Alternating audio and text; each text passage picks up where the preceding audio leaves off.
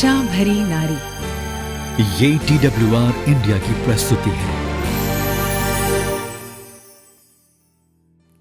आशा भरी नारी कार्यक्रम में एक बार फिर से आप सभी का स्वागत है। मैं हूं वाणी और मेरे साथ हैं शालिनी जी।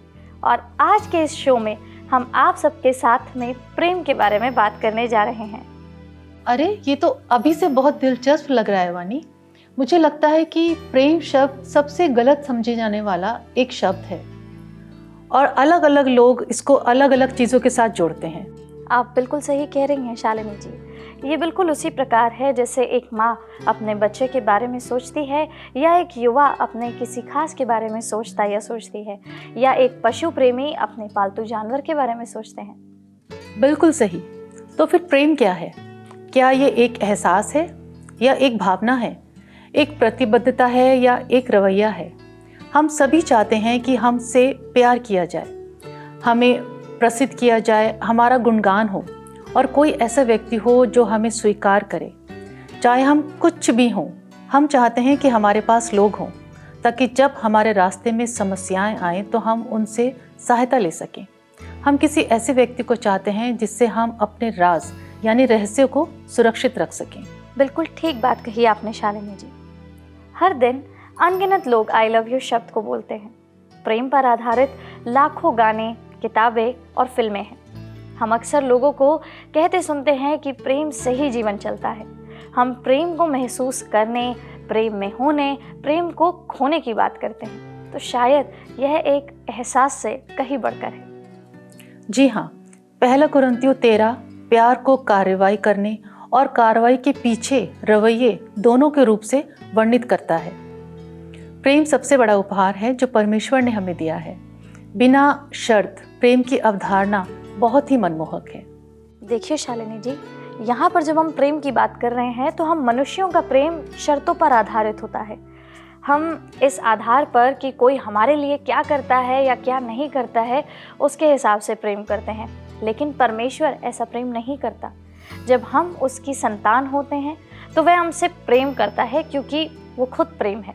मैंने जुड़वा बच्चों के बारे में एक कहानी पढ़ी है जो अपनी माँ से पूछते हैं कि क्या वे उनमें कोई फ़र्क बता सकती है। माँ हंसती है और जवाब देती है कि वह कर सकती है, और वह आत्मविश्वास से उन्हें उनके नाम बताती है। जुड़वा बच्चे जिज्ञासु थे और उन्होंने उससे पूछा कि जबकि दूसरों को यह बहुत मुश्किल लगता है तो वो हर समय उन्हें सही नाम से कैसे पुकार पाती है। माँ ने उत्तर दिया, यह इसलिए है क्योंकि मैं तुम्हें जानती हूँ। जी हाँ, परमेश्वर हमारे बारे में हमसे भी अधिक जानते हैं। उसने हमें बनाया है और वह उन सभी छोटी से छोटी बात को भी जानते हैं जो शायद हम अपने बारे में नहीं जानते। भजन संहिता 1:39 हमें बताता है कि परमेश्वर हमारे उठने और बैठने को जानता है। वह हमारे चलने और लेटने को जानता है, हमारे मुंह से निकले हर शब्द को जानता है। और ऐसा इसलिए है क्योंकि हमसे पूरी तरह और बिना शर्त प्रेम करता है। परमेश्वर के बिना शर्त के प्रेम के कारण हम दूसरों को भी प्यार दिखा सकते हैं, यहाँ तक कि उन्हें भी जिन्हें हम पसंद नहीं करते। शालिनी जी, आप जानते हैं मैं एक अपार्टमेंट परिसर में रहती हूँ और अभी हाल फिलहाल में ही हमारे नीचे वाले फ्लैट में कुछ नए लोग आए हैं। लेकिन मैं एक बात आपको ज़रूर उनके बारे में बता सकती हूँ, हालांकि मैं उनसे मिली नहीं हूँ, कि उन्हें आवाज़ें या फिर कहें कि उन्हें बहुत तेज़ आवाज़ें पसंद हैं। हाँ, आपका क्या मतलब है वाणी? क्या वो लोग ज़ोर ज़ोर से बातें करते हैं या अपने घर के फर्नीचर को यहाँ वहाँ घसकाते रहते हैं? ऐसा नहीं है शालिनी जी, लेकिन मैंने एक बात महसूस करी है कि उनके घर में बहुत सारे स्पीकर हैं, क्योंकि जब वो संगीत बजाते हैं तो आवाज़ बहुत ज़ोर से आती है और वो गाने की आवाज़ हम तक पहुंच रही होती है। मैं गाने के शब्द तो नहीं सुन पाती, लेकिन मैं फर्श को हिलता हुआ महसूस करती हूँ। यह विशेष रूप से कष्टदायक है क्योंकि यह देर रात तक चलता रहता है। ऐसी स्थितियाँ मुझे नम्रता, दया और प्रेम को भूल जाने और उनका द्वार खटखटाने के लिए मजबूर कर देती हैं। इसके बदले मुझे यह याद रखने की ज़रूरत होती है कि परमेश्वर हमसे बिना शर्त प्यार करते हैं, हमारे दोषों को और सभी कुछ को। वह हमें कृपा, करुणा दिखाते हैं और हमें बहुत सारे मौके देते हैं, और शायद मुझे भी ऐसा करने की ज़रूरत है। ऐसा मैं उन लोगों के लिए कई कई बार सोचती हूँ। जब यीशु हमें अपने पड़ोसियों से प्रेम करने के लिए कहते हैं जैसा हम खुद से प्रेम करते हैं, वे कहते हैं कि हमें दूसरों के बारे में उतना ही सोचने की ज़रूरत है जितना हम अपने बारे में सोचते हैं। उसका मतलब ये है कि हमें दूसरों की ज़रूरतों को याद रखना चाहिए जैसे हम अपनी ज़रूरतों को याद रखते हैं। उसका मतलब है कि दूसरों की खुशी, अच्छाई, शांति, सुरक्षा की उतनी ही तलाश करना जितना हम अपने जीवन में इन चीज़ों की तलाश अपने लिए करते हैं। खासकर उनके लिए जो हमें परेशान करते हैं, हमें तकलीफ पहुंचाते हैं या शायद हमें सताते भी हैं। जब मैं अपने पड़ोसियों से प्रेम करने के बारे में सोचती हूँ तो यह असंभव सा लगता है। मैं यह भी नहीं कह सकती कि मैं इसे उन लोगों के लिए पूरी तरह से करती हूँ जिन्हें मैं सबसे ज़्यादा प्यार करती हूँ। लेकिन फिर मुझे यीशु की आज्ञा का पहला भाग याद आता है, तू प्रभु अपने परमेश्वर से अपने सारे मन से और अपने सारे प्राण से और अपनी सारी बुद्धि से और अपनी सारी शक्ति से प्रेम रखना। यह मेरा जवाब है। हाँ, जब हम अपना सारा प्रेम परमेश्वर की ओर केंद्रित करते हैं तो वह हमारा स्वार्थी हृदय ले लेता है और इसे दूसरों से प्रेम करने वाले सक्षम हृदय में बदल देता है। हमें अब दूसरों को अपने बारे में प्रमाण देने की आवश्यकता नहीं है। उन्हें आपस में प्यार करने के लिए हमारे प्रति दयालु या प्रेमपूर्ण बने रहने की आवश्यकता भी नहीं है। मसीह का प्रेम ही काफ़ी है। वह हमें भर देता है ताकि हम दूसरों पर निस्वार्थ प्रेम उंडेल सकें। यह निस्वार्थ प्रेम कुछ ऐसा नहीं है जिसे करने में हम अच्छे हैं। हम जितना महसूस करते हैं उससे कहीं अधिक स्वार्थी हैं। लेकिन परमेश्वर विभिन्न लोगों और स्थितियों का उपयोग करता है, शोर करने वाले पड़ोसियों की तरह, हमें यह दिखाने के लिए कि हम दूसरों की खुशी और शांति को अपने से ऊपर रखकर कितना बेहतर हो सकते हैं। लोगों से उतना ही प्रेम करना शुरू करना आसान नहीं होगा जितना हम खुद से प्रेम करते हैं, लेकिन हम पहला कदम जानते हैं, हर चीज़ से ऊपर और पहले परमेश्वर से प्रेम करना। जैसे कि पहला कुरिन्थियों 16:14 की एक दिलचस्प वचन में लिखा है, जो कुछ तुम करते हो प्रेम से करो। क्या आपने पहले इसे पढ़ा है वाणी? जी हाँ शालिनी जी, मैंने इसे पढ़ा भी है, लेकिन पहले मुझे ये समझने में काफ़ी कठिनाई होती थी। मसीहों के रूप में हमें सिखाया जाता है कि हमें सब कुछ प्रेम से करना चाहिए, लेकिन जो कुछ तुम करते हो वह प्रेम से करो, इसका क्या मतलब है? मुझे लगता है कि इस प्रश्न का उत्तर बहुत ही स्पष्ट है। ऐसा इसलिए है क्योंकि ईश्वर प्रेम का निर्माता और शासक है। परमेश्वर प्रेम है और परमेश्वर के लोगों के रूप में हम उस प्रेम को दर्शाने के द्वारा ईश्वर की महिमा और सम्मान करते हैं। परंतु पहला कुरिन्थियों 10 उसका 23 से 33 में पौलुस इस बात पर जोर देते हैं कि सिर्फ इसलिए कि सब वस्तुएं उचित हैं, इसका मतलब यह नहीं कि वे हमेशा हमारी और दूसरों की वृद्धि के लिए लाभ की हैं। जैसा लिखा है, हम अक्सर बहस करते हैं और कहते हैं कि मुझे कुछ भी करने का अधिकार है, लेकिन हर चीज़ फ़ायदेमंद नहीं होती। मुझे कुछ भी करने का अधिकार है, लेकिन सब कुछ रचनात्मक नहीं है।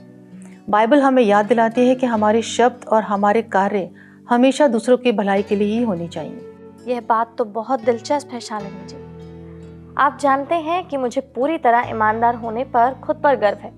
मैं कहती हूँ कि मुझे अक्सर लगता है कि लोगों को आभारी होना चाहिए कि उनके जीवन में मेरे जैसा कोई है जो उन्हें सच बताता है, लेकिन अब मैं बेहतर जानती हूँ। यह आपने बिल्कुल सही कहा वाणी। अब मैं आपको दूसरे कारण के बारे में बताती हूँ। हमें सब कुछ प्रेम से करना चाहिए क्योंकि वह परमेश्वर की महिमा करने के तरीकों में से एक है। मसीहों के रूप में हम अक्सर अपनी मसीही स्वतंत्रता को स्वीकृत मान लेने की प्रवृत्ति रखते हैं। पौलुस हमें पहला कुरिन्थियों 10:31 में इसकी याद दिलाता है, जैसे कि लिखा है, सो तुम चाहे खाओ चाहे पियो चाहे कुछ भी करो, सब कुछ परमेश्वर की महिमा के लिए करो।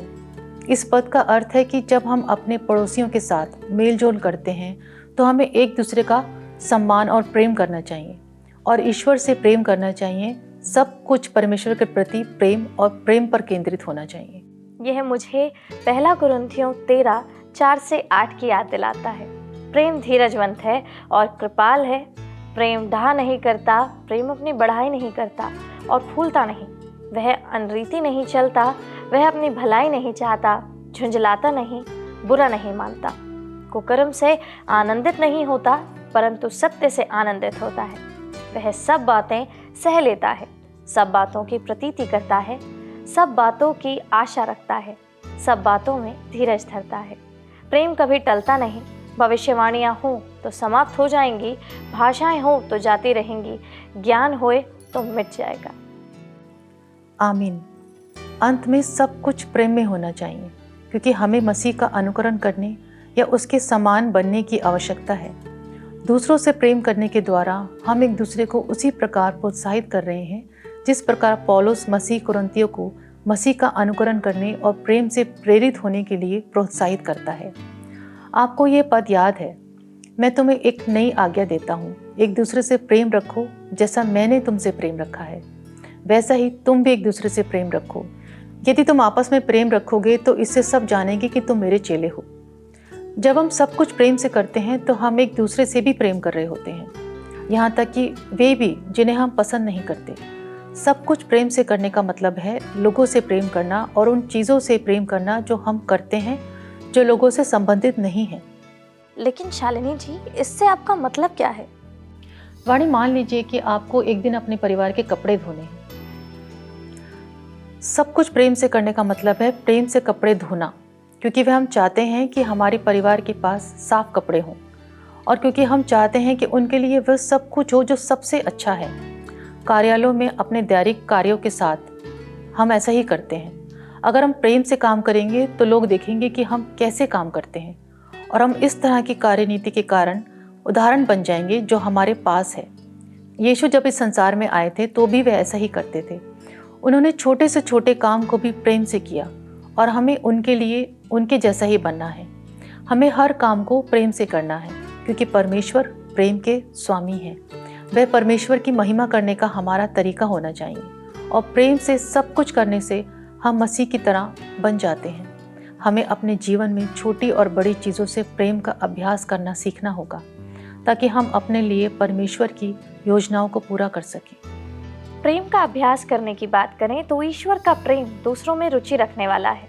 यह हमारी महत्वाकांक्षाओं, एजेंडे, योजनाओं, स्वीकृतियों और उपलब्धियों पर केंद्रित नहीं है। ध्यान भंग होना या विचलित होना और दूसरों के बजाय खुद पर ध्यान केंद्रित करना बहुत आसान है। लेकिन ध्यान भंग होने का अर्थ क्या है? वह कुछ भी जो हमारा ध्यान या मन किसी और चीज़ की ओर खींचता है। अब ये कैसे होता है?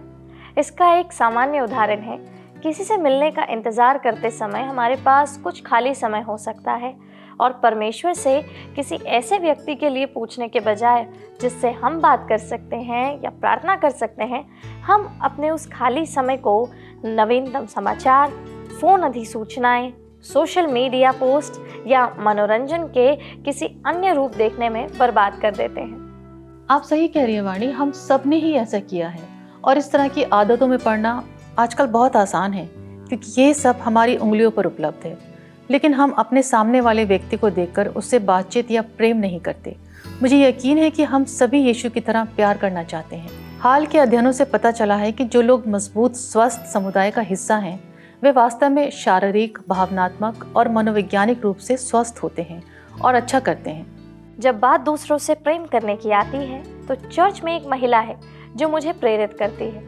मैंने यहाँ एक सूची बनाई है कि वो क्या करती है और मैं इसे अपने दर्शकों के साथ और आपके साथ शालिनी जी साझा करना चाहूँगी। हाँ ज़रूर वाणी, आप हमें ज़रूर बताएं। ठीक है। यह औरत हमेशा किसी दुखी व्यक्ति के बारे में पता करती है और उससे मिलती है। वह ईमानदारी से लोगों के लिए प्रार्थना करती है।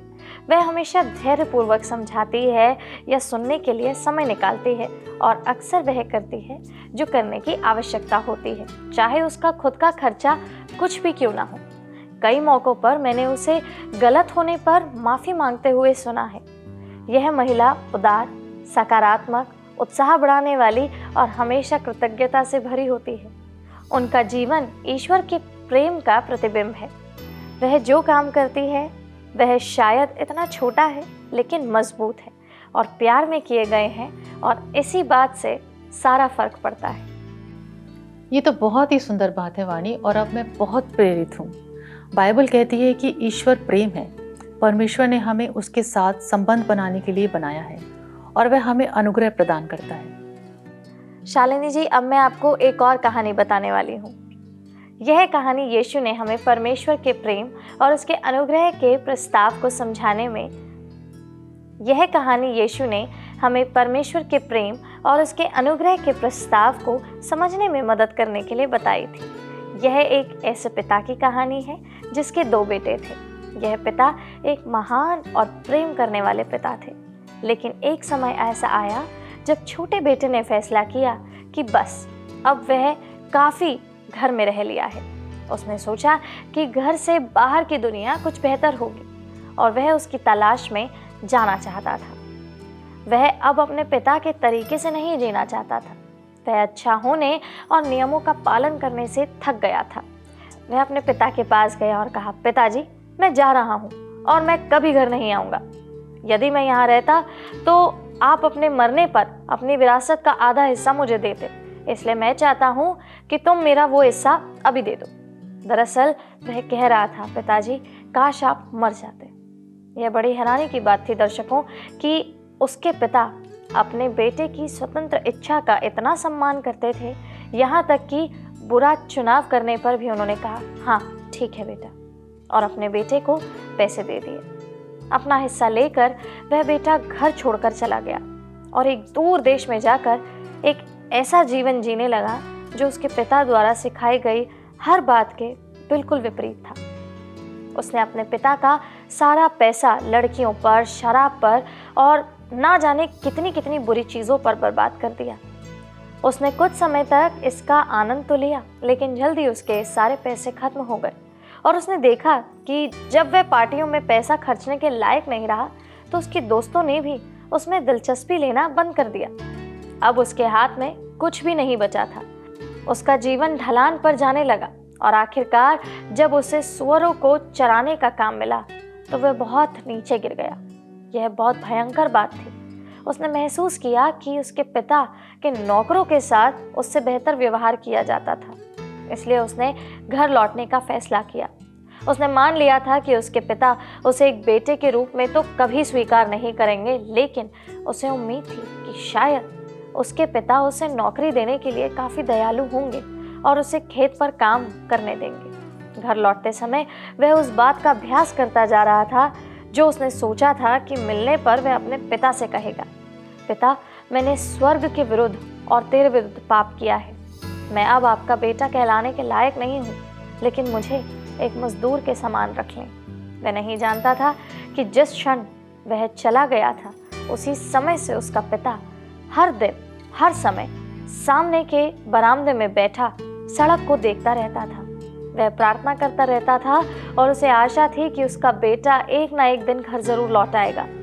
उस दिन भी उसके पिता सड़क पर टकटकी लगाए बैठे थे और उनका बेटा लौट रहा है, उन्होंने ऐसा देखा और फिर यह हुआ कि एक परछाई दिखी। उन्होंने सोचा, क्या ये मेरा बेटा है?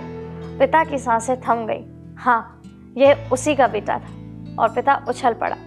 वह दौड़ता हुआ अपने बेटे के पास सड़क पर चला गया। यहूदी संस्कृति में पुरुष कभी भागते नहीं थे, इसे अशोभनीय माना जाता था। मुझे नहीं पता कि बेटा क्या सोच रहा था जब उसने अपने पिता को इस तरह दौड़ते देखा, लेकिन जब उसका पिता उसके पास आया तो बेटा तुरंत बोला, पिताजी, मैंने पाप किया है। लेकिन उसके पिता ने उसे पकड़ लिया और उसे गले लगाया। बेटा अपने आप को अलग हुए फिर से बोला, बेटा अपने आप को अलग करते हुए फिर से बोला, पिताजी। लेकिन उसकी आवाज़ दब गई क्योंकि उसके पिता ने उसे फिर से गले लगा लिया। तब पिता ने चिल्लाकर कहा, सब मेरी सुनो, मेरा बेटा घर आ गया है। मेरा बेटा खो गया था लेकिन अब वो मिल गया है। वो मर गया था पर अब वो जी गया है। उसके पहनने के लिए अच्छे वस्त्र ले आओ, अच्छा खाना तैयार करो ताकि हम खाएं और उत्सव मनाएं। मेरा बेटा घर आ गया है। ये एक बहुत बड़ा अनुग्रह है। अनुग्रह का अर्थ है कि हम जिस लायक हैं उससे बेहतर प्राप्त करें। वह पुत्र अपने पिता से क्या पाने के योग्य था? सज़ा या अस्वीकृति? लेकिन उसे अपने पिता का आलिंगन मिला और उसके लिए उत्सव हुआ। परिवार में उसका वापस स्वागत हुआ। और सोचिए कि क्यों उसने माफ़ क्यों किया? क्योंकि यह उनका बेटा था। हम में से जिनके बच्चे हैं वे इसे समझेंगे।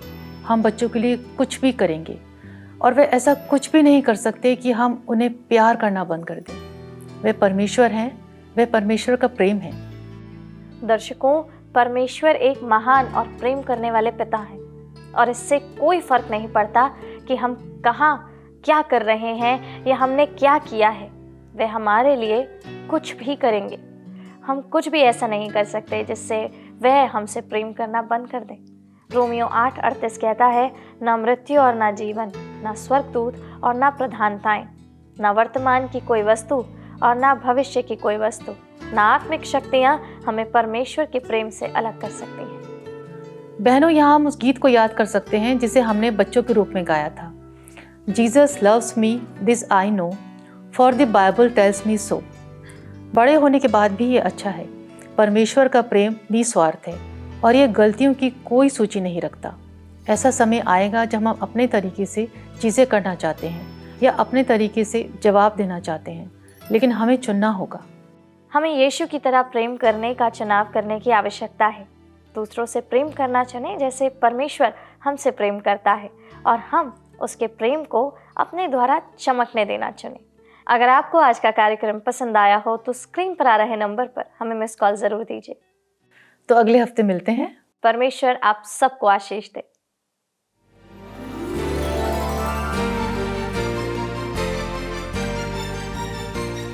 आशा भरी नारी।